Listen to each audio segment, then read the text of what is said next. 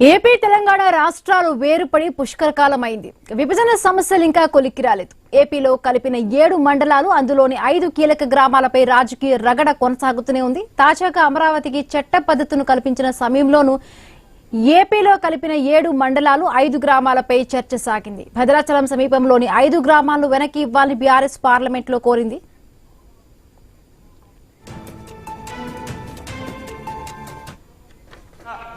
ఈ Andhra Pradesh reorganisation act ద్వారా 7 మండలాలను సార్ కేవలం ఆర్డినెన్స్ ద్వారానే కలుపుకున్నారు, కానీ రాష్ట్రాల్లో అసెంబ్లీలో ఎక్కడ చర్చ పెట్టి మాత్రం కలుపుకోలేదు సార్. దాంట్లో ఇబ్బంది అవుతున్నటువంటి భద్రాచలం పక్కనే ఇటు పక్క తెలంగాణ, అటు పక్క ఆంధ్ర కలుసున్నటువంటి ఎటపాక, కన్నెగూడెం, పిచ్చుకలపాడు, పురుషోత్తపట్నం, గుండాల అనే 5 గ్రామాలని సార్ దక్షిణ అయోధ్యగా పేర్కొన్నటువంటి భద్రాచలం శ్రీరామచంద్రుల వారి ఆస్తులు, పొలాలు, భూములన్నీ కూడా ఆ 5 గ్రామాల్లో ఉన్నాయి సార్. వాటికి ఇబ్బంది అవుతుంది. ఇటు అటు ఆ రాష్ట్రం నుంచి ఈ రాష్ట్రం, ఈ రాష్ట్రం నుంచి ఆ రాష్ట్రం అకౌంట్ కానీ సేవ చేయడానికి ఇబ్బంది అవుతున్నాయి. దయచేసి ఆ చిన్న రిక్వెస్ట్ సార్, అది ఈ అమెండ్మెంట్ పెద్ద కష్టంగా సార్, అదొక్కటి చేయాలని మనస్ఫూర్తిగా కోరుకుంటున్నారు. తెలంగాణ అటు పార్లమెంట్ లో కేంద్ర మంత్రి కిషన్ రెడ్డి వ్యాఖ్యలపై మాజీ మంత్రి హరీష్ రావు భగ్గుమన్నారు. చరిత్ర వక్రీకరణతో పార్లమెంట్ లో తెలంగాణ ఆత్మ గౌరవాన్ని కించపరిచారని ఆగ్రహం వ్యక్తం చేశారు. 7 మండలాలను ఏపీకి అప్పగించాలనేది విభజన చట్టంలో లేదని ఆర్డినెన్స్ ద్వారా చేర్చారన్నారు. ఇందులో కిషన్ రెడ్డి పాత్ర కూడా ఉందని ఫైర్ అయ్యారు హరీష్ రావు. రాష్ట్రాల విభజన సమయంలో ఉమ్మడి ఖమ్మం జిల్లాలోని కుకునూరు, వేలేరుపాడు, చింతూరు, కూనవరం, విఆర్పురం మండలాలు పూర్తిగా బోర్గంపాడు, భద్రాచలం మండలంలోని కొన్ని గ్రామాలు ఏపీలో విలీనమయ్యాయి. వీటిలో భద్రాచలం చుట్టుపక్కల ఉన్న పురుషోత్తపట్నం, గూండాల, పిచ్చుకులపాడు, కన్నాయిగూడెం, ఎటపాక గ్రామాల గురించి తరచూ వాడివేడి చర్చ నడుస్తోంది. ఈ 5 గ్రామాలను తెలంగాణకు వెనక్కి ఇవ్వాలని బీఆర్ఎస్ డిమాండ్ చేస్తోంది. అయితే ఆ 7 మండలాలు ఏపీకి ఎందుకు కీలకమో చెప్పారు ఏపీ సీఎం చంద్రబాబు. 7 మండలాలు ముంపుకు గురయ్యే మండలాలు తెలంగాణలో పెట్టారు. నాకుండే అనుభవంతో ఆ రోజు నేను ఒకటే ఆలోచించాను. ఈ 7 మండలాలు ఆ పక్కనుంటే జూన్ 2వ తారీఖున 2 రాష్ట్రాలుగా విభజన జరిగితే ఇంకా ఇది అసాధ్యం. మళ్ళీ తెలంగాణ అసెంబ్లీ యాక్సెప్ట్ చేసి లేకుంటే గవర్నమెంట్ యాక్సెప్ట్ చేస్తే తప్ప పోలవరం నిర్మాణం జరగదని చెప్పే ఉద్దేశంతో నేను ఎక్కడికక్కడ ముందే ఆలోచించి, ఎందుకంటే నాకుండే అనుభవం, ఆ సమయస్ఫూర్తితో యాక్ట్ చేసి ఆనాటి ప్రభుత్వం నరేంద్ర మోడీ గారికి అదే మరిగా కొండే. మొత్తానికి విభజన సమస్యలు రాజకీయ అంశాలుగా మారుతూ ఉన్నాయి. ఇటీవలే బస్ భవన్లో ఏపీకి కేటాయించిన బ్లాక్ పై గొడవ ముదిరింది. ఇలా ఒకటి కాదు, చాలా అంశాలు పరిష్కారం కాకుండా నానుతూ ఉన్నాయి. ఆస్తుల విభజన జరగదు, సీఎంలు కలిసి చర్చించిన అడుగు ముందుకు పడదు. చొరవ తీసుకోవాల్సిన కేంద్రం ఏం చేస్తోంది?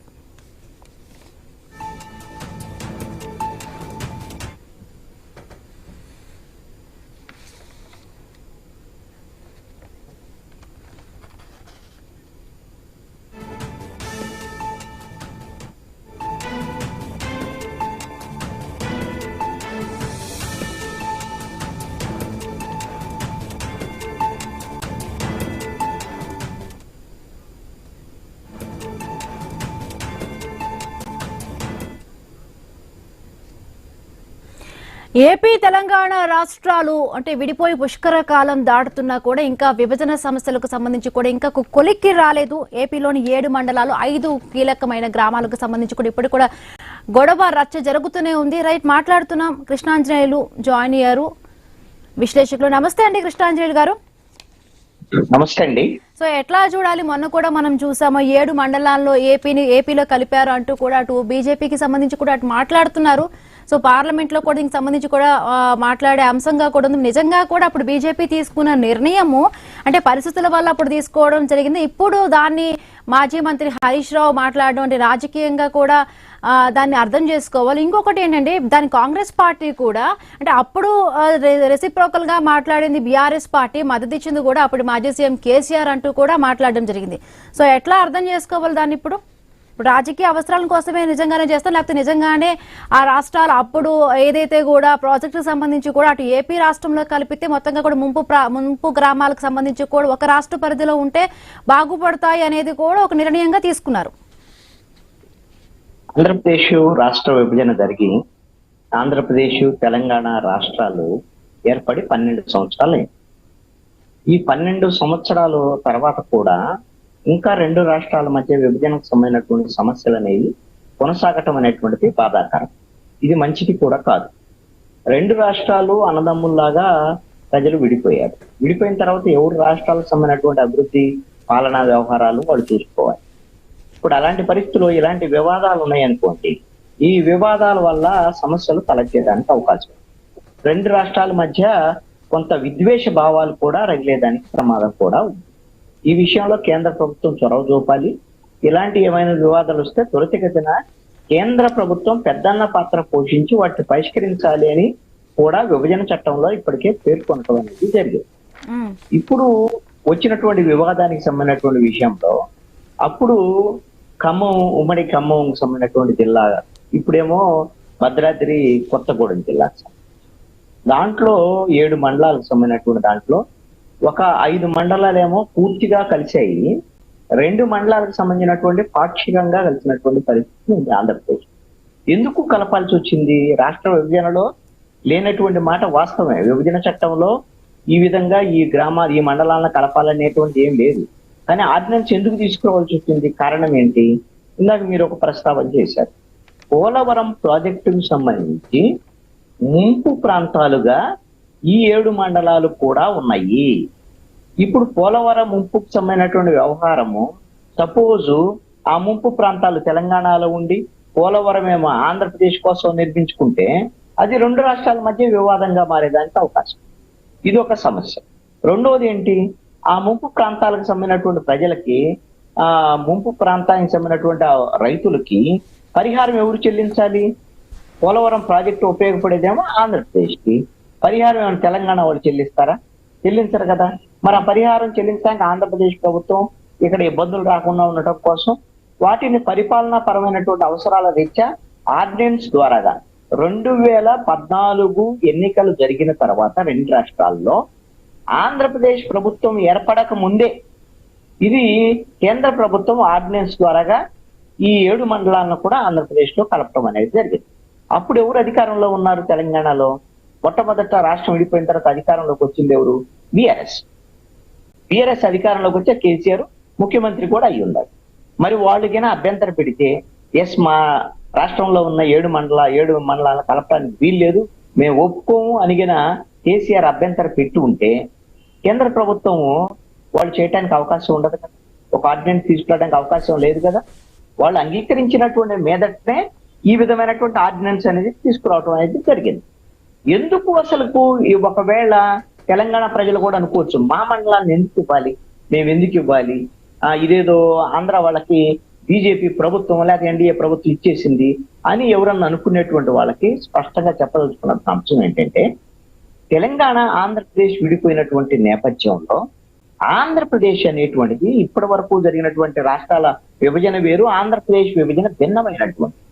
ఈ ఆంధ్రప్రదేశ్ విభజనలో విడిపోయినటువంటి కొత్త రాష్ట్రం ఏంటి? తెలంగాణ.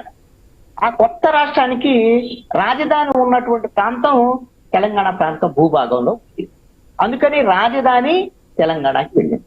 అదేవిధంగా రెవెన్యూ లోటుతో ఆంధ్రప్రదేశ్ ఉన్నటువంటి పరిస్థితి, అంటే రాజధాని కూడా లేదు. దీనికి ఏం చెప్పింది కేంద్ర ప్రభుత్వం?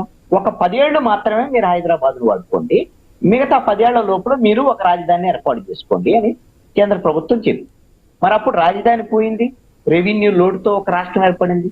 ఈ నేపథ్యంలోనే కేంద్ర ప్రభుత్వం ఏం చెప్పింది అనంటే, ఈ మొత్తము ఈ పోలవరానికి సంబంధించినటువంటి ముంపు ప్రాంతాలకు సంబంధించినటువంటి ఆర్డినెన్స్ ద్వారా వీటిని కలపడంతో పాటుగా పోలవరం ప్రాజెక్టుని జాతీయ ప్రాజెక్టుగా ప్రకటించడం. రెండోది ఏంటి అనంటే, ప్రత్యేక తరగతి హోదాని కల్పిస్తాము 5 ఏళ్ల పాటు అని మన్మోహన్ సింగ్ ఆ రోజున రాజ్యసభలో ప్రకటించడం అనేది జరిగింది. ఇవన్నీ ఎందుకు అనంటే, రాష్ట్రం రాజధాని లేకుండా మీకు విడిపోయినటువంటి రాష్ట్రానికి రాజధాని వెళ్ళింది కాబట్టి ఆంధ్రప్రదేశ్ కి ఈ విధమైనటువంటి వెసులుబాట్లు కల్పించడం అనేది జరిగింది. ఇప్పటికీ కూడా విభజన చట్టంలో ఇంకా చాలా సమస్యలు పెండింగ్ లో ఉన్నాయి. ఇప్పుడు ఒకవేళగిన ఇప్పుడు హరీష్ రావు వీళ్ళు మాట్లాడుతున్నారు, ఇప్పుడు 12 ఏళ్ల తర్వాత మాట్లాడుతున్నారు.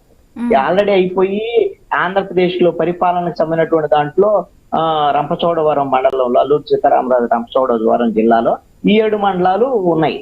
ఇప్పుడు వీళ్ళు మాట్లాడుతున్నారు ఎందుకు? వాళ్ళకి అధికారం పోయింది బీఆర్ఎస్. ఇప్పుడు ప్రాంతీయ విద్వేషాలు, ప్రాంతాల మధ్య విభేదాలు సృష్టించడం ద్వారాగా ఏదో మేము తెలంగాణ కోసం మాట్లాడుతున్నాం, తెలంగాణకు మేలు చేయాలని చూస్తున్నాం అని రాజకీయంగా లబ్ధి పొందాలనేటువంటి ఒక దురాశతో ఈ బీఆర్ఎస్ మాట్లాడుతున్నటువంటి మాటలు. ఒకవేళ ఈ సమస్య ఇలాగనే కొనసాగితే ఇంకా చాలా సమస్యలు ఆంధ్రప్రదేశ్ కూడా లేవనెత్తేదానికి అవకాశం. ఎందుకు అనంటే మీరు గమనిస్తే విభజన చట్టంలో 9th to 10th షెడ్యూల్లో ఉండేటువంటి ఆస్తులు, 9th to 10th షెడ్యూల్లో 9th షెడ్యూల్లోనేమో కొన్ని సంస్థలు ఉంటాయి, 10th షెడ్యూల్లోనేమో ప్రభుత్వ రంగ సంస్థలతో పాటుగా ట్రైనింగ్ వీటికి సంబంధించినటువంటి కూడా ఉంటాయి. ఈ 9th షెడ్యూల్లో ఉన్నటువంటి ఏంటి? Andhra Pradesh road transport corporation, APSRTC, అదేవిధంగా industrial infrastructure development corporation APIIC, అదేవిధంగా mineral development corporation, beverages corporation, ఈ విధంగా ఏపీ ట్రాన్స్కో, ఏపీ జెన్కో, ఈ విధంగా ఉన్నటువంటి ఆస్తులకు సంబంధించినటువంటి 9th షెడ్యూల్లో ఉన్నటువంటి వాటిని 58:42 ఈ పద్ధతిలో పంపిణీ జరగాలి అని చెప్పారు. అదేవిధంగా 10th షెడ్యూల్లో ఉన్నటువంటి ఆస్తులకు సంబంధించినటువంటి విషయంలో దీంట్లో శిక్షణా సంస్థలు, సాంస్కృతిక రంగాలు, పరిశోధన సంస్థలు ఇవన్నీ ఉన్నాయి. ఇవేమో ఉన్నాయి, Marri Chenna Reddy human resource development institute, అదేవిధంగా state council of higher education, police academy, forest academy, కొన్ని సాంస్కృతిక అకాడమీలు, ఇలాగా ఇవన్నీ కూడా ఉన్నాయి. వీటిని ఎలా పంచుకోవాలి అని అంటే 58.32% ఏమో ఆంధ్రప్రదేశ్ కావాలి, 41.68% తెలంగాణకు రావాలి. ఇవేమీ కూడా హైదరాబాద్ లో ఉన్నటువంటి ఈ ఆస్తుల పంపకము 9th 10th షెడ్యూల్ ఆస్తుల పంపకం జరగలేదు. ఈ ఆస్తులన్నీ ఇప్పుడు తెలంగాణని వినియోగించుకుంటుంది. ఇప్పటికి కూడా 12 ఏళ్ళు అయింది. అదేవిధంగా విద్యుత్తుకు సంబంధించినటువంటి బకాయిలు కూడా ఆంధ్రప్రదేశ్ కు బకాయిలు రావాల్సినటువంటి పరిస్థితి ఉంది. ఈ విధమైనటువంటిది ఒక ఘర్షణ వాతావరణం వచ్చేటువంటి పరిస్థితుల్లో మాకు 7 మండలాలు కావాలంటే ఇవి 9th 10th షెడ్యూల్ ఆస్తులకు సంబంధించినటువంటి వ్యవహారం ఏంటి? ఇటు పంపిణీ వ్యవహారం ఏంది? ఇటు ఈ విధమైనటువంటి పంపిణీలో బాధ్యత ఎవరిది అంటే ఈ ఆస్తులన్నీ తెలంగాణలో ఉన్నాయి కాబట్టి, తెలంగాణ భూభాగంలో ఉన్నాయి కాబట్టి తెలంగాణ ప్రభుత్వమే పెద్దన్న పాత్ర పోషించి వీటిని పంపిణీకి చర్యలు తీసుకోవాలి అని చెప్పింది. మరి కేసీఆర్ 10 ఏళ్ళు ఆయన 9.5 ఏళ్ళు పరిపాలించాడు, చేశాడా? చేయి. మరి ఇప్పుడు అంటే ప్రాక్టికల్ గా కూడా ఇప్పుడు తెలంగాణ ప్రజాప్రతినిధులు అందరూ కూడా అంటే ఏవైతే 5 గ్రామాలు ఉన్నాయో అవన్నీ కూడా వెనక్కి ఇవ్వాలంటూ కూడా వాళ్ళు కోరుతున్నారు. ఇంకొకటి అంటే ఏపీ రీఆర్గనైజేషన్ యాక్ట్ 2014 యాక్ట్ ప్రకారం విలీనం చేశారు. నిజంగా కూడా అవన్నీ కూడా ఇప్పుడు వెనక్కి తెచ్చే అవకాశం ఉంటుందా? అసలు ఎట్టి పరిస్థితుల్లో అవకాశం లేదు. చట్టబద్ధం ఆర్డినెన్స్ మీన్స్ ఈ ఆర్డినెన్స్ ద్వారాగా ఆంధ్రప్రదేశ్ లో కలిసినటువంటి 7 మండలాలకు సంబంధించి ఈ విభజన చట్టంలో ఇప్పుడు సవరణ కూడా చేసి ఆంధ్రప్రదేశ్ రాజధాని అమరావతి అని పేర్కొనటం అనేటువంటిది జరిగింది. ఈ ఆర్డినెన్స్ తెచ్చింది ఎవరు? ఆంధ్రప్రదేశ్ ప్రభుత్వం తీసుకురాలేదు. ఆంధ్రప్రదేశ్ ప్రభుత్వం తీసుకొచ్చి తెలంగాణలో ఉన్నటువంటి 7 మండలాలను కలుపుకోవాలా, కేంద్ర ప్రభుత్వం ఆర్డినెన్స్ తీసుకొచ్చింది. ఈ ఆర్డినెన్స్ తీసుకొచ్చి 7 మండలాలు ఖచ్చితంగా ఆంధ్రప్రదేశ్ లో ఉంటే మాత్రమే పోలవరం అభ్యంతరం లేకుండా నిర్మాణాలు సాధ్యమవుతుంది అనేటువంటి దాని మీద ఆ రోజున కేంద్ర ప్రభుత్వం ఆర్డినెన్స్ తీసుకొచ్చింది. ఇప్పుడు కేంద్ర ప్రభుత్వాన్ని వీళ్ళు అడుగుతున్నారు. ఆల్రెడీ ఆర్డినెన్స్ తీసుకొచ్చి ఆంధ్రప్రదేశ్ లో కలిసినటువంటి 7 మండలాలు మళ్ళీ తిరిగి తెలంగాణకు వచ్చేటువంటి అవకాశం లేదు అని బీఆర్ఎస్ కూడా తెలుసు. తెలిసినా కూడా ఎందుకు ఈ మాటలు మాట్లాడుతోంది అని అంటే రాజకీయంగా ఈ విధంగా ఒక లబ్ధి పొందాలి అనేటువంటి ప్రయత్నాలు మాత్రమే వీళ్ళు చేస్తున్నారు, అంతే తప్ప ఇంకొకటి కానే కాదు. మీరు గమనించండి, కేసీఆర్ ముఖ్యమంత్రిగా ఓడిపోయిన తర్వాత ఆయన ఫామ్ హౌస్ కు పరిమితం అయ్యారు. మొన్న మధ్య ఒకసారి వచ్చి ప్రెస్ కాన్ఫరెన్స్ పెట్టాడు. ప్రెస్ కాన్ఫరెన్స్ లో అందరూ ఎక్స్పెక్ట్ చేసింది ఏంటి? కాంగ్రెస్ ప్రభుత్వం వైఫల్యాలు, తెలంగాణలో ప్రభుత్వం ఎలా చేస్తున్నా అలా వైఫల్యాలు, వీటి మీద ఎక్కువ మాట్లాడతారని ఎక్స్పెక్ట్ చేస్తే ఆయన వచ్చి చంద్రబాబు నాయుడు గురించి, ఆంధ్రప్రదేశ్ ప్రభుత్వం గురించి, ఆంధ్రప్రదేశ్ లో పెట్టుబడులకు సంబంధించినటువంటి అంశాల గురించి, వీటి గురించి మాట్లాడారు. అంటే చంద్రబాబు నాయుడు లేదా ఆంధ్రప్రదేశ్ రాజకీయాల మీద వీటి మీద మాట్లాడితే ఆంధ్రప్రదేశ్ ద్వారాగా తెలంగాణకు అన్యాయం జరుగుతుంది, మేముంటేనే కాపాడగలము అని బీఆర్ఎస్ ఈ విధంగా చెప్పుకోవటం ద్వారాగా తెలంగాణ ప్రజల్లో తెలంగాణకు సంబంధించినటువంటి ప్రజల హక్కులు కాపాడేది మేము అని ఒక పేటెంట్ ఆ విధంగా మాకే ఉంది, మేము ఈ రోజున ఓడిపోయాం కాబట్టి తెలంగాణకు అన్యాయం జరుగుతుంది అని చెప్పి రాజకీయంగా లబ్ధి పొందేటువంటి ప్రయత్నం బీఆర్ఎస్ చేస్తుంది. 9.5 సంవత్సరాలు వాళ్లే ఉన్నారు అధికారంలో. ఆ రోజున తెలంగాణ విభజన అనేటువంటి అంశము, తెలంగాణ ప్రత్యేక రాష్ట్రం కావాలని కోరుకున్నటువంటి అంశం దేని మీద? నీళ్లు, నిధులు, నియామకాలు. ఈ 3 అంశాలు కదా. మరి 9.5 సంవత్సరాలు 2 దఫాలు బీఆర్ఎస్ ప్రభుత్వం ఉంది. నీళ్లకు సంబంధించినటువంటి విషయంలో మీకు ఆల్రెడీ కృష్ణా గోదావరి జలాలకు సంబంధించినటువంటి 2 రాష్ట్రాల మధ్య ఓకే. మరి ఆ నీళ్లని పూర్తి స్థాయిలో వినియోగించుకునేటువంటి పరిస్థితి బీఆర్ఎస్ ప్రభుత్వాలు చేయగలిగిన? కాళేశ్వరము దానికి సంబంధించినటువంటి వ్యవహారంలో మీరు చేసినటువంటి అవినీతి వ్యవహారం ఇవన్నీ. నిధులు, నియామకాలకు సంబంధించినటువంటి విషయం, మిగులు బడ్జెట్ లో ఉన్నటువంటి తెలంగాణ రాష్ట్రాన్ని అప్పులు పాలు చేసినటువంటి వాళ్ళు ఎవరు? బీఆర్ఎస్ ప్రభుత్వం కదా. 9.5 సంవత్సరాల్లో మిగులు బడ్జెట్ ఉంది రాష్ట్ర విభజన. సరే, నియామకాలు, ఉద్యోగులకు సంబంధించినటువంటి నిరుద్యోగుల సమస్య ఈ రోజుకి పరిష్కారం అయిందా? నియామకాలు జరిగాయి, వాళ్ళకి ఉద్యోగాలు వచ్చినాయి. ఎవరింట్లో? కేసీఆర్ వాళ్ళ ఇంట్లో ఉద్యోగాలు వచ్చినాయి అనేది తెలంగాణలో ఉండేటువంటి యువత అనుకునేటువంటి మాట. కవితకి ఎమ్మెల్సీనో లేకపోతే వచ్చి ఆవిడకి ఒక మంచి పోస్ట్ వచ్చింది. అదే విధంగా హరీష్ రావు మంత్రి అయ్యాడు. కేటీఆర్ ఎక్కడో ఉన్నటువంటి ఆయన వచ్చి ఆయన తీసుకొచ్చి ఇక్కడ పెట్టేసి తెలంగాణ రాష్ట్రం వచ్చిన తర్వాత ఆయన డిప్యూటీ సీఎం అయ్యాడు. ఈ విధంగా కేసీఆర్ ఇంట్లో వాళ్ళకి ఉద్యోగాలు వచ్చాయి, వాళ్ళకి నియామకాలు జరిగాయి. నిధులన్నీ కూడా అవినీతి ద్వారాగా ఈ కుటుంబానికే వెళ్ళాయి. ఇలాంటి విమర్శలన్నింటినీ కూడా ఎదుర్కోవటం వల్ల కదా 2023లో జరిగినటువంటి ఎన్నికల్లో బీఆర్ఎస్ ఘోరమైనటువంటి ఓటమి చవి చూసింది అసెంబ్లీ ఎన్నికల్లో. ఇప్పుడు దీన్ని ఎలా మరి రేపు గెలవాలి? మళ్ళీ ఇప్పుడు కాంగ్రెస్ ప్రభుత్వం ఆ ప్రభుత్వంలో వైఫల్యాలు ఏంది? వాళ్ళు ఏం తప్పు చేస్తున్నారు? ఒకవేళ కాంగ్రెస్ ప్రభుత్వం కన్నా బీఆర్ఎస్ ప్రభుత్వంలో మేలైనటువంటి పనులు కింద ప్రజలకు ఏమైనా జరిగి ఉంటే వాటిని చెప్పుకోవాలి. మా ప్రభుత్వం ఇదిగో మంచి చేసింది అంటే వాళ్ళ దగ్గర లేవు అని అర్థం అవుతుంది. బీఆర్ఎస్ ప్రభుత్వ హయాంలో ప్రజలకు అవసరమైనటువంటి మేళ్లు చేసేటువంటి విషయంలో వైఫల్యం చెందింది కాబట్టి ప్రజలు తిరస్కరించారు. ఇప్పుడు కాంగ్రెస్ కన్నా మేము భిన్నమైనటువంటి వాళ్ళు మంచిగా చేసామని చెప్పుకుంటే వాళ్ళకి అవకాశం ఇస్తారు తప్ప ఆంధ్ర మీద పడి హిడిస్తే అది ఎన్నాళ్ళు సాధ్యం అవుతుంది? దీని వల్ల 2 రాష్ట్రాల మధ్య, 2 రాష్ట్రాల ప్రజల మధ్య విభేదాలు తలెత్తేటానికి అవకాశం ఉంటుంది. అదే విధంగా రంగారెడ్డి సంబంధించినటువంటి ఇప్పుడు అనేకమైనటువంటి ప్రాజెక్టులకు సంబంధించినటువంటి విషయంలో కూడా కేంద్ర ప్రభుత్వము పోలవరానికి ఏమో అవకాశాలు ఇస్తుంది, మాకు అవకాశాలు ఇవ్వటం లేదు అనేటువంటి విషయాల మీద కూడా కేసీఆర్ చాలా సందర్భాల్లో మాట్లాడారు. ఇవన్నీ కూడా విభజన సమయంలో అనేకమైనటువంటి చర్చలు జరిగిన తర్వాతే మాకు పోలవరం ఆంధ్రప్రదేశ్ కి జాతీయ హోదా ఇస్తే అభ్యంతరం లేదు అని అప్పుడు తెలంగాణకు సంబంధించినటువంటి ప్రజాప్రతినిధులు, ఎంపీలు పార్లమెంట్ లో మాట్లాడిన తర్వాతే ప్రత్యేక తరగతి హోదా ఆంధ్రప్రదేశ్ కి ఇస్తే మాకు అభ్యంతరం లేదు, వాళ్ళకి రాజధాని కూడా లేదు కాబట్టి అని ఆ రోజున తెలంగాణ ప్రాంతంలో ఉండేటువంటి ప్రజాప్రతినిధులు అందరూ అంగీకరించిన తర్వాత మాత్రమే పార్లమెంట్ లో ఈ విభజన. అంతే తప్ప అప్పుడు బీఆర్ఎస్ వాళ్ళు, అప్పుడు టీఆర్ఎస్ ఎంపీలు ఉన్నారుగా, వాళ్ళు కూడా మాట్లాడారుగా, మీ ఆమోదం ఉందిగా రాష్ట్ర విభజనకు సంబంధించినటువంటి విషయంలో. అంటే ఈ రోజున మీరు మాట్లాడేటువంటి మాటలన్నీ కూడా ఆ రోజున ఆమోదించి ఈ రోజున విభేదాలు సృష్టించడానికి మాట్లాడేటువంటి మాటలుగా, రాజకీయ లబ్ధి కోసం మాట్లాడేటువంటి మాటలుగా వీటిని భావించాల్సి ఉంటుంది. ఇది బీఆర్ఎస్ కి మంచిది కాదు. తెలంగాణ ప్రజలు కూడా దీన్ని అంగీకరించడం నేను అనుకుంటున్నాను. ఓకే, కాటా గౌతమ్ గారు విశ్లేషకులు కూడా జాయిన్ అయ్యారు. నమస్తే అంటే కాటా గౌతమ్ గారు. నమస్తే అండి. అంటే ఏపీలో అంటే 7 మండలాలను కూడా ఇప్పుడు కలపడం జరిగింది. సో బీజేపీ నిజంగానే అప్పుడు ఆ నిర్ణయం అనేది కరెక్ట్ గా చేసిందా, లేకపోతే అప్పుడున్న సిచ్యువేషన్స్ బట్టి కూడా అట్లాగా తీసుకున్నారు? ఇంకొకటి, ఇప్పుడు బీఆర్ఎస్ దాన్ని లేవనెత్తుతూ నిజంగా కూడా రాజకీయ ప్రయోజనాల కోసమే బీఆర్ఎస్ అలాంటి మాటలు మాట్లాడుతూ మొత్తం పుష్కర కాలం అవుతోంది మొత్తం రాష్ట్రం విభజన జరిగి. ఇప్పటి వరకు కూడా విభజన సంస్థలు ఏవైతే ఉన్నాయో వాటి గురించి కూడా ఏ డిమాండ్లు కూడా నెరవేరలేదు అంటున్నారు. ఏ డిమాండ్లు నెరవేరలేదని అంటే అందులో ఇప్పుడు ఈ సమయంలో 9 సంవత్సరాలు అధికారంలో ఉంది బీఆర్ఎస్ పార్టీ.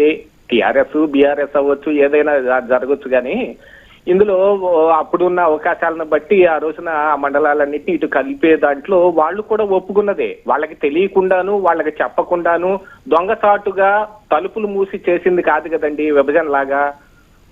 వాళ్ళ అంగీకారంతో జరిగింది. వాళ్ళు దాన్ని కూడా అంగీకరించి చానాళ్ళు, దాదాపుగా అది జరిగిన తర్వాత కూడా వాళ్ళు 2 సార్లు మళ్ళీ తిరిగి గెలిచినప్పుడు కానీ వాళ్ళు మెదలకుండానే ఉన్నారు. కాకపోతే ఇప్పుడు అంశం ఏమొచ్చింది, ఆంధ్రప్రదేశ్ రాష్ట్రానికి రాజధాని అమరావతి నోటిఫై చేయటం కోసం వచ్చిన ఒక బిల్లులో కొంత చర్చ జరుగుతుంటే ఇందులో ఒక లబ్ధి మనకు కూడా ఎలా చేకూరుతుంది, మనం ఏ రకంగా మాట్లాడి ఇందులో కొంచెం హైప్ చేసుకుందాము. లేదు, ఇప్పుడు యాక్చువల్ గా గతం నుంచి బీఆర్ఎస్ పార్టీ అంటే రెండు రాష్ట్రాల మధ్య ఉన్న విభజన లేదు ఉద్వేషాలని రెచ్చగొడుతూ మాత్రమే మాట్లాడుతుందనేది నాకు అర్థమవుతున్న అంశం. దాదాపుగా ఎన్నికల సమయంలో కూడా మొన్న 2023 ఎన్నికల నాడు కూడా జరిగింది అదే కదా. ఎన్నికల రోజున హడావుడిగా జగన్మోహన్ రెడ్డి గారి చేత మరి నాగార్జున సాగర్ మీద పోలీసుల మోహరింపు జరిగి వెంటనే ఇదిగో ఆంధ్రోళ్ళు చూడండి అనే దాకా వచ్చారుగా. ఆ రోజున ఎందుకు మాట్లాడలేదు ఈ మండలాల గురించి? ఇంకా పైపెచ్చు ఇంకొక అంశం ఏంటంటే, హైదరాబాద్ లో ఆంధ్రప్రదేశ్ రాష్ట్రానికి రావాల్సిన ఆస్తులు వీటన్నిటిని జగన్మోహన్ రెడ్డి గారికి ఒక బిర్యానీ పెట్టి ఊరకు రాయించేసుకున్నారు కదండి. దాని గురించి మాట్లాడరే? అది కూడా ఒక తప్పే. ఇక్కడ ఉండాల్సిన ఇవ్వాల్సినవన్నీ జగన్మోహన్ రెడ్డి గారు సంతకం పెట్టినా కూడా మేమేం ఊరుకోము, మేము ఇస్తామని వాటిని పంచే విషయంలో మరి బీఆర్ఎస్ మాట్లాడదు ఎందుకని? వాళ్ళకి లబ్ధి చేకూరటానికి రాజకీయంగా వాళ్ళు ఇప్పుడు ఒక యాక్చువల్ గా ఒక డౌన్ స్టాండర్డ్స్ లో ఉన్నారు కాబట్టి ఈ రోజున ఉన్న పరిస్థితుల్ని ఏదో ఒక రూపంలో మళ్ళీ హైప్ చేయటం కోసం ఈ విభజన అంటే ఇప్పుడు ఆంధ్ర తెలంగాణ ఈ రెంటి మధ్య ఉన్న విద్వేషాలని కొద్దిగా గొప్ప మళ్ళీ రెచ్చగొట్టడానికి చేస్తున్న ప్రయత్నం లాగైతే కనపడుతుంది. ఇప్పుడు ఈ రోజున ఆ చర్చను మళ్ళీ తీసుకొచ్చారు అని అంటే ఇక రేపు మళ్ళీ ఇంకా వేరే చర్చను తీసుకొని రారని ఏముంది? ఇంకా చాలా రకాలుగా మాట్లాడతారు కదా.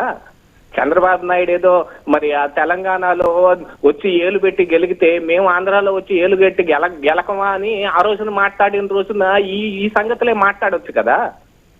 అవన్నీ వదిలేసి ఇప్పుడు వచ్చారు అని అంటే దాని వెనకున్న దురుద్దేశాలను కూడా ఒకసారి అర్థం చేసుకోవాల్సిన అవసరం ఉంది. రాజకీయ లబ్ధి తప్ప ఇందులో వేరే ఏ అంశము కనపడటం లేదు. వీటన్నిటిని ఈ రకంగా తెరపైకి తీసుకొచ్చి మళ్ళీ ఏదో ఒకటి వాళ్ళు లబ్ధి చేకూరుతుంది, వాళ్ళు లబ్ధి పొందుదామనే ఉద్దేశాలు మాత్రమే కనపడుతున్నాయి కానీ మరైతే వేరే విధంగా అయితే నాకేం అర్థం కావడం లేదు. అంటే ప్రాక్టికల్ గా కూడా ఇది వర్కౌట్ అవుతుందా అండి? ఎలా అయినా కూడా 5 గ్రామాల్లో ఒకటి వెనక్కి తీసుకురావాలని బీఆర్ఎస్ ఒకటి పార్లమెంట్ లో డిమాండ్ చేసింది. ఇంకొకటి కేంద్రం ఇక్కడ పెద్దన్న పాత్ర పోషించింది. నిష్పక్షపాతంగా కూడా కేంద్రం వ్యవహరించారు. కిషన్ రెడ్డిని కూడా మాట్లాడిన పరిస్థితి ఉంది, ఆయన కూడా విమర్శించారు అక్కడ. అవునండి, విమర్శ చేయడానికే ఉంది, ఏ రకంగానైనా విమర్శ చేయొచ్చులే గాని ఆ రోజున ఉన్న పరిస్థితుల ప్రకారంగా జరిగిందే వాళ్ళకి తెలిసి జరిగిందే. కాకపోతే ఇందులో వచ్చిన అసలైన అంశం ఏంటంటే వాళ్ళు అధికారాన్ని కోల్పోయి విపక్షానికి పరిమితం అవటం. ఇప్పుడు బీఆర్ఎస్ పార్టీ కూడా కొంచెం ఏ రకంగానంటే మొన్న మున్సిపల్ ఎన్నికల్లో సైతం ద్వితీయ స్థానంలోకి ఉన్నప్పటికీ గాను ఊహించిన రీతిలో వాళ్ళకి అవకాశం లభించకపోవటం అనేది కూడా ఒకటి కనపడుతుంది. ఇది కాకుండా దీంతో పాటు ఏంటంటే ఇప్పుడు బీజేపీని కూడా ఏ రకంగా నమ్మాలి అనే దాని మీద ఇంకొకటి మనం చూసుకోవాలి. ఇప్పుడు బీజేపీ బీఆర్ఎస్ పార్టీ రెండు మిళితం కాబోతున్నాయి, ఇద్దరు స్నేహంతో ఉన్నారు, అండర్ కరెంట్ సంబంధాలు నడుస్తున్నాయి అని జరుగుతున్న దాన్ని కూడా లేదని చెప్పడానికి ఏదైనా ప్రయత్నం కూడా అయ్యుండొచ్చేమో. ఆల్రెడీ కవిత వాళ్ళు గుట్టంతా బయట పెట్టింది. ఆవిడ లెటర్ ని ఏ రోజైతే వీళ్ళు బయటకు తీశారో ఆ రోజు నుంచి ఏం జరుగుతుంది? బీజేపీ తోటి బీఆర్ఎస్ పార్టీకి ఉన్న అండర్స్టాండింగ్ గానీ, లోక్సభలో అసలు ఒక్క స్థానం కూడా బీఆర్ఎస్ పార్టీకి రాకుండా ఉండటం విషయంలో గానీ బీజేపీ చూశారంటే ఆ ముందు జరిగిన అసెంబ్లీ ఎన్నికల్లోనూ సరైన పెర్ఫార్మెన్స్ లేదు, తరువాత జరిగిన ఈ స్థానిక సంస్థల ఎన్నికల్లోనూ సరైన పెర్ఫార్మెన్స్ లేదు. లోక్సభలో మాత్రం ఖచ్చితంగా 8 సీట్లు ఎలా కొట్టగలిగారు? ఆ 8 స్థానాల దాకా ఎగబాగలిగారు అని అంటే దాని వెనకున్న అండర్స్టాండింగ్ ఏమిటనేది కూడా ఒకసారి చర్చించుకోవాల్సిన అవసరం ఉందిగా. ఇక్కడ ఒకళ్ళని ఒకళ్ళు ఏదో ఒక రకంగా బయటకు మాత్రమే, ఇది ప్రజలకు కనపడే విధంగా మాత్రమే వీళ్ళు కూడా ఒక నాటకం ఆడుతున్నారు తప్ప అండర్ కరెంట్ గా వాళ్ళు కలిసే ఉన్నారు అనేది కూడా ఒకటి అర్థమవుతుంది. ఇప్పుడు ఒక చర్చనైతే ఇక్కడ తీసుకొని రావాలి, అది కూడా ఆంధ్ర ప్రాంతం మీద ఒక చర్చ తీసుకొని వస్తే మళ్ళీ తెలంగాణ వాదం ఏ వాదంతో అయితే టీఆర్ఎస్ పుట్టిందో ఆ వాదాన్ని ఇంకా లైవ్ లో ఉంచుకోవటానికి చేస్తున్న ప్రయత్నం. ఖచ్చితంగా ఎన్నికలు ముందు రోజునే జగన్మోహన్ రెడ్డి గారి చేత మరి నాగార్జున సాగర్ మీద పోలీసులను మోహరించుకున్న దగ్గర నుంచి మనం చూస్తా ఉన్నదే కదా. ఈ రోజు కొత్తగా చేస్తున్నది ఏం కాదు, వాళ్ళ ప్లాన్లు ఎవరికి తెలియంది కాదు. ఇలాంటి చర్చనైతే దాన్ని తీసుకొచ్చి మళ్ళీ లబ్ధి పొందుదామనే వాళ్ళు చూస్తా ఉన్నారు. Okay right. కృష్ణాంజలి గారు, అంటే నిన్న కూడా మనం చూసామంటే చరిత్ర వక్రీకరణతో కూడా మొత్తంగా కూడా తెలంగాణ ఆత్మగౌరవాన్ని వక్రీకరించే తెలంగాణ ఆత్మగౌరవం మంట గలిపారంటూ కూడా అటు బీఆర్ఎస్ నాయకులు మాట్లాడిన పరిస్థితి. నిజంగా కూడా ఇప్పుడు ప్రజల అభిప్రాయాల్ని తీసుకోవాలా? ఎందుకంటే ఇప్పుడు చూసారు అంటే దీనికి సంబంధించి కూడా అంటే ప్రజల అభిప్రాయాలు కూడా మళ్ళీ ఏవైనా కూడా విద్వేషాలు రగిలే అవకాశం ఒకటి ఉంది. మొత్తంగా కూడా అంటే ఎప్పుడు గొడవలు లేకుండా ఒక శాశ్వతమైన పరిష్కారం రావాలంటే ఏం చేయాలంటారు? ఇప్పుడు ప్రజల మధ్య అయితే విద్వేషాలు రావండి, ఎప్పటికీ రావు. ఎందుకంటే మీకు తెలంగాణ ఉద్యమం జరిగేటప్పుడు కూడా ఆంధ్రప్రదేశ్ తెలంగాణకు సంబంధించినటువంటి ఆంధ్రప్రదేశ్ వాళ్ళు చాలా మంది హైదరాబాద్ లో ఉన్నారు కదా. ఘర్షణ వాతావరణం అనేది ఏం లేదండి. వాళ్ళ డిమాండ్ న్యాయమైనటువంటి డిమాండ్ వాళ్ళు అడిగేది, వీళ్ళేమో మాకు సమైక్యంగా ఉంటున్న రాష్ట్రాన్ని వీళ్ళు అడిగారు. అంతే తప్ప ప్రజల మధ్య విభేదాలు లేవు, రాజకీయ విభేదాలు మాత్రమే ఉన్నాయి. దీనికి ఏమిటి ఇప్పుడు ఈ విధమైనటువంటి విషయంలో ఇప్పుడు సపోజ్ 7 మండలాలకు సంబంధించినటువంటి అంశాలను అడుగుతున్నారు. అది ప్రాక్టికల్ గా ఏ విధంగా రాజ్యాంగబద్ధంగా చట్టబద్ధంగా చూసినా పార్లమెంటు వైజ్గా చూసినా కానీ సాధ్యమయ్యే పని కాదు తిరిగి తెలంగాణలో కలపడం అంటే. ఇది కేవలం వాళ్ళు రాజకీయ లబ్ధి కోసం మాట్లాడుతున్నటువంటి మాట. బీజేపీని టార్గెట్ చేస్తూ బీఆర్ఎస్ ఈ విధమైనటువంటి విమర్శలు చేస్తుంది. ఇక్కడ ఇది పరిష్కారం అయితే కేంద్ర ప్రభుత్వం చేతిలోనే ఉంది. ఇప్పుడు ఏమైతే పెండింగ్ సమస్యలు ఉన్నాయో 9th to 10th షెడ్యూల్ ఆస్తులు కానీ హైదరాబాద్ లో ఉన్న ఆస్తులు ఇవన్నీ పెండింగ్ ఉన్నాయో మొత్తం క్లియర్ చేసేసి 2 రాష్ట్రాల మధ్య నీటికి సంబంధించినటువంటి సమస్యకు సంబంధించి కృష్ణా గోదావరి జలాలకు సంబంధించినటువంటి నీటి పంపిణీ విషయంలో కూడా భవిష్యత్తులో కూడా సమస్యలు తలెత్తకుండా కేంద్ర ప్రభుత్వము వీళ్ళిద్దరిని కూర్చోబెట్టి ఇప్పటికే 2 అధికారులకు సంబంధించినటువంటి వాళ్ళతో చర్చలు జరిపారు. అదేవిధంగా ముఖ్యమంత్రుల వైపు నుంచి కూడా చర్చలు జరుపుతున్నటువంటి పరిస్థితి. భవిష్యత్తులో ఇలాంటి చర్చలు జరగ ఇబ్బందులు రాకుండా చూడాల్సినటువంటి బాధ్యత అయితే కేంద్ర ప్రభుత్వం మీదే ఉంటుంది. నిన్న బీఆర్ఎస్ నాయకుడు ఆయన పార్లమెంట్ లో మాట్లాడిన సందర్భంలో భద్రాచలం గురించి కూడా ప్రస్తావన చేశారు. అంటే భద్రాచలం గురించి ప్రస్తావన చేయటం, భద్రాచలానికి సంబంధించినటువంటి ఆదాయం వచ్చేటువంటి గ్రామాలు ఆ మండలాలు ఆంధ్రప్రదేశ్ లో ఉన్నాయి అనేటువంటి విధంగా, అంటే భద్రాద్రి రాముడికి ఏదో అన్యాయం జరుగుతుంది అనేటువంటి విధంగా, అంటే మతపరమైనటువంటి అంశాలను కూడా రెచ్చగొట్టాలి అనేటువంటి ప్రయత్నంతో మాట్లాడినటువంటి మాట. వాస్తవంగా చెప్పాలి అని అంటే ఉమ్మడి ఆంధ్రప్రదేశ్ ఇప్పుడు మీరు ఒకసారి మద్రాసు రాష్ట్రం ఉన్నటువంటి నేపథ్యంలో, అప్పుడు మద్రాసు రాష్ట్రంలో ఆంధ్ర ప్రాంతం ఉన్నటువంటి నేపథ్యంలో ఆ టైంలో తెలంగాణ విడిగా ఉన్నటువంటి పరిస్థితుల్లో ఆంధ్ర భూభాగంలోనే భద్రాచలం దేవాలయం కూడా ఉంది. ఇప్పుడు తెలంగాణ భూభాగంలోకి ఆ జిల్లాల వారీగా అది భద్రాచలం వెళ్ళింది కాబట్టి భద్రాచలం అనేటువంటిది అయితే ఇప్పుడు ఆంధ్రప్రదేశ్ లో కలపలేదు. ఇప్పుడు ఈ డిమాండ్ కూడా ఆంధ్రప్రదేశ్ వాళ్ళ వైపు నుంచి ఉంది. భద్రాద్రి రాముడు కూడా మావాడే, ఎప్పుడో ఆల్రెడీ ఆంధ్రప్రదేశ్ లో అంతర్భాగం అది, ఆ తర్వాత తెలంగాణలోకి వెళ్ళింది కాబట్టి గతంలో ఉన్నటువంటి ఆ భద్రాద్రి రాముడు కూడా ఆంధ్రప్రదేశ్ కి ఇవ్వాలి అనేటువంటి డిమాండ్ కూడా ఉన్నటువంటి పరిస్థితి. ఇప్పుడు బీఆర్ఎస్ ఇలాంటి విషయాలు 7 మండలాలు కలపాలి అనేటువంటిది రావటం అంటే ఆంధ్రప్రదేశ్ వాళ్ళు ఈ మాట అంటారు. అంటే ఈ విధంగా మాట్లాడాలని కోరుకుంటున్నారు తెలంగాణలో ఉండేటువంటి బీఆర్ఎస్ నాయకులు మాత్రమే. ఆంధ్రాలో అలజడి రేగాలి, ఆంధ్ర వాళ్ళు తెలంగాణకు వ్యతిరేకంగా మాట్లాడాలి, మాట్లాడితే తెలంగాణకు అనుకూలంగా మాట్లాడి రాజకీయంగా లబ్ధి పొందొచ్చు అనేటువంటిది బీఆర్ఎస్ యొక్క ఆలోచనగా ఉంది. ఇది పూర్తిగా రాజకీయ ప్రయోజనాల కోసం కుట్ర బుద్ధితో బీఆర్ఎస్ చేస్తున్నటువంటి పన్నాగంగా దీన్ని భావించాల్సి ఉంటుంది అని అనటంలో ఎటువంటి సందేహం లేదు. బీఆర్ఎస్ నాయకులు వాళ్ళ దగ్గర ఇలాంటివి ఎప్పటి నుంచో ఉందో, అసలు వాళ్ళకి నిజంగా తెలంగాణ ప్రజల పట్ల తెలంగాణ ప్రాంతం పట్ల వాళ్ళకి ప్రేమ ఉంటే వాళ్ళు తెలంగాణ రాష్ట్ర సమితి అని ఉన్నటువంటి దాన్ని ఆ పేరే తీసేసుకున్నారు కదా. మాకు తెలంగాణ రాష్ట్ర సమితి వద్దు, భారత రాష్ట్ర సమితి అని చెప్పేసి పెట్టుకున్నారు. పెట్టుకొని తెలంగాణ ఇప్పుడు అది ఓడిపోయిన తర్వాత కేసీఆర్ ముఖ్యమంత్రి పదవి ఊడిపోయిన తర్వాత ఇప్పుడు ఆయన ఫామ్ హౌస్ పరిమితమై ఫామ్ హౌస్ లో కూర్చొని ఇలాంటివన్నీ కుట్ర కోణాల్లో ఆయన పన్నాగాలు, ఆయన కృష్ణాంజనేయులు గారు, బీఆర్ఎస్ నాయకులు గౌతమ్ ప్రసాద్ గారు కూడా జాయిన్ అయ్యారు. నమస్తే అండి గౌతమ్ ప్రసాద్ గారు.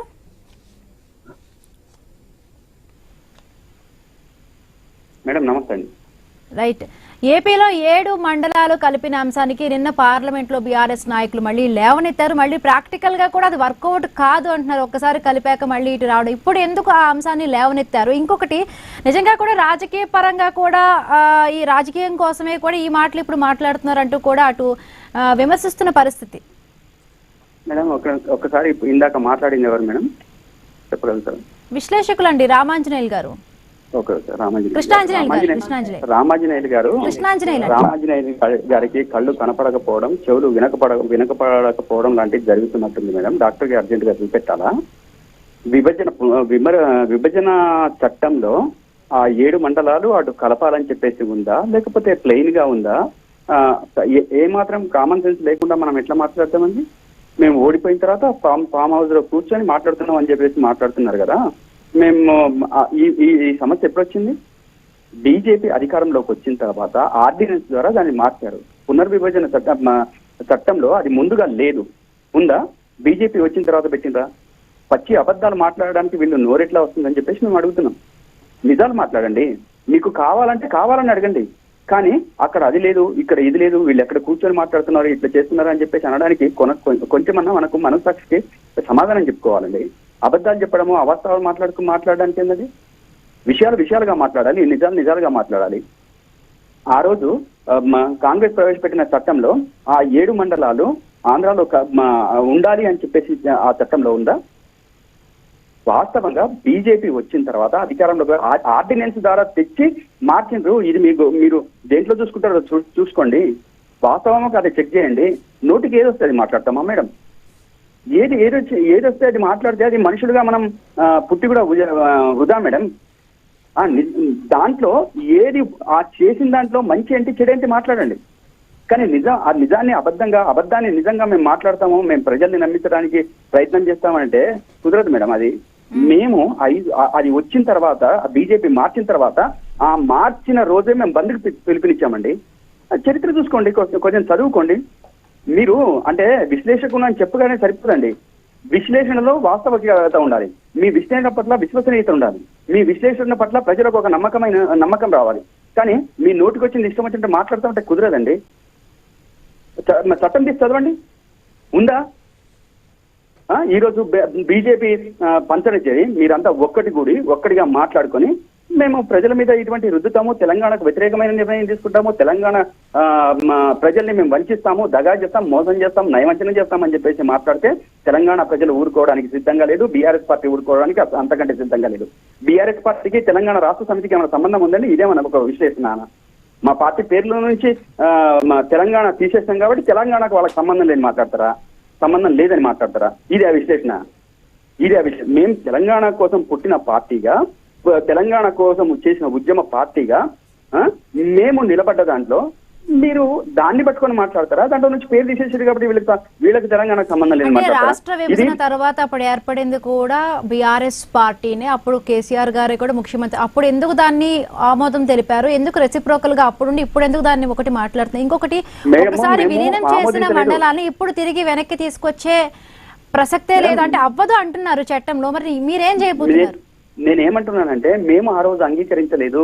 వాళ్ళు ఏ రోజు అయితే చేర్చిన రోజు మరునాడే మేము బంద్కు పిలిపించాము. ఆ రోజు అక్కడ మేము మా నిరసన తెలియజేస్తూనే నెక్స్ట్ డే మేము బంద్కు పిలుపునిచ్చారు మా కేసీఆర్ గారు.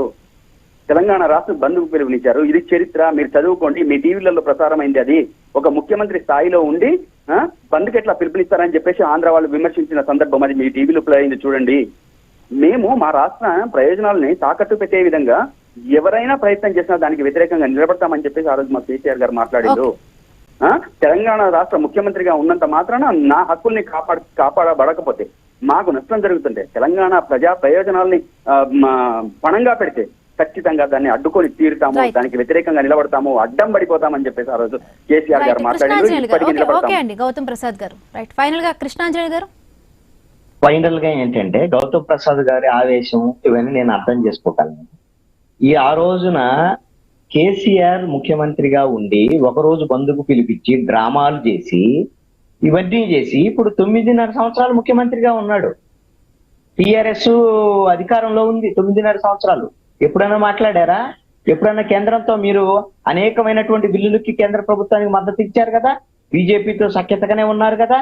మరి అప్పుడు 7 మండలాలకు సంబంధించినటువంటి వ్యవహారాన్ని ఎప్పుడైనా మాట్లాడారా? మాకు ఇవ్వాల్సిందే అని అంటే అప్పుడేమో రాజకీయ పరమైనటువంటి అంశాల మీద పైకి మాత్రం బంధుకు పిలిపించేసి అక్కడ కేంద్ర ప్రభుత్వం తీసుకొచ్చినటువంటి ఆర్డినెన్స్ కి అంగీకరించి తర్వాత ఇప్పుడు ఓడిపోయిన తర్వాత ఇప్పుడు ఆంధ్రప్రదేశ్ సంబంధించినటువంటి అమరావతికి సంబంధించినటువంటి ఇప్పుడు చట్ట సవరణ జరిగేటువంటి క్రమంలో ఏదో ఒక రాజకీయ లబ్ధి జరగాలి అనేటువంటి విధంగా మాట్లాడేటువంటి మాటల్ని, ఇలాంటి కుయుత్తుల్ని, కుట్రల్ని ఖచ్చితంగా తప్పు అని అంటారు. మీరు కేసీఆర్ ఆ రోజున మీరు తెలంగాణ కోసం పోరాటం చేశారు.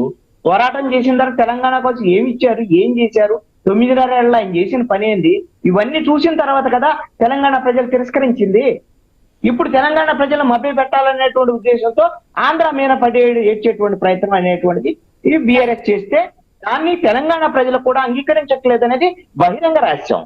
మీరు బీఆర్ఎస్ వాళ్ళు ఏం చెప్పినా తెలంగాణ ప్రజలు మీ వైపు నుంచి మిమ్మల్ని అంగీకరించట్లేదు కదా. మీ ఇష్టం వచ్చినట్టు మత ప్రాంతీయ విద్వేషాలు రెచ్చగొట్టేటువంటి విధంగా, భద్రాచలం పేరుతో మత విద్వేషాలు రెచ్చగొట్టేటువంటి విధంగా వ్యవహరిస్తే ప్రజలైతే అంగీకరించారు, తెలంగాణ ప్రజలైతే ఆ మాయకులు కాదు అనేది గౌతమ్ ప్రసాద్ గారు తెలుసుకోవాలి. Right, thank you so much అండి కృష్ణాంజనేయులు గారు, గౌతమ్ ప్రసాద్ గారు, కాటా గౌతమ్ గారు ఈ డిబేట్ లో పాల్గొన్నందుకు. సో చూసారు కదా, ఇది వాళ్ళ question hour. Keep watching iNews, మీతోనే మీ వెంటే.